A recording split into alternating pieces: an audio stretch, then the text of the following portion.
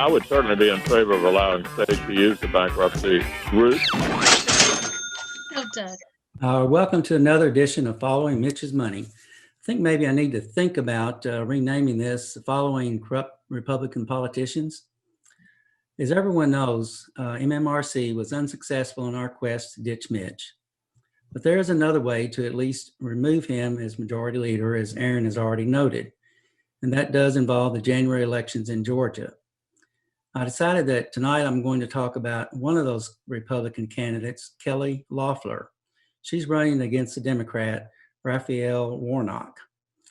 Kelly is 50 years old and married 65-year-old Jeffrey Sprecher in 2004. Apparently they met when she worked for him at a subsidiary he owned. She co-owns the Atlanta Dream of the Women's National Basketball Association. Her husband is CEO of the Intercontinental Exchange and chairman of the New York Stock Exchange. ICE, the company that he's CEO of, owns the New York Stock Exchange. Who knew that you could own the New York Stock Exchange? They have a net worth of $355 to $530 million, and she is probably the richest member of Congress. They reside in Tuxedo Park, Atlanta, in a $10.5 million, 15,000 square foot estate named Descante. They also own a $5 million condo. I think maybe it's in Georgia or Florida, maybe close to the beach, but it's not on the water. She pledged to self-fund her campaign and so far has contributed about $23 million to the campaign. But there's a caveat to this. She loaned the money to her campaign, and on at least a portion of the money, she is charging interest on the loan. If you haven't figured it out, she loans her campaign money. She solicits contributions in hopes of paying herself back while earning interest on the loans to her campaign. And apparently this is all perfectly legal. But she goes out on the campaign trail and says, I'm self-funding, but you all give me more money so I don't have to self-fund as much. And we know who makes the laws. Funny how that works. She is positioning herself as a hard-right, Trump-aligned candidate. In September, she ran an ad where she declared she is more conservative than Attila the Hun, and which featured a photograph of her with Trump. Attila the Hun is remembered for saying of his powerful reign, "There where I have passed, the grass will never grow again." So what do you think? Isn't that a weird comparison? What does being more than conservative than Attila the Hun really mean?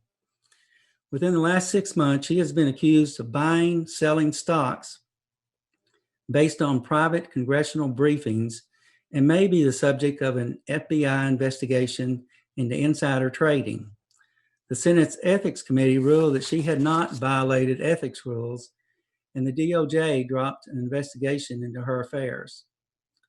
She solicited campaign donations in the halls of Congress during a November 18th Fox News appearance in an apparent violation of both Senate ethics rules and federal law.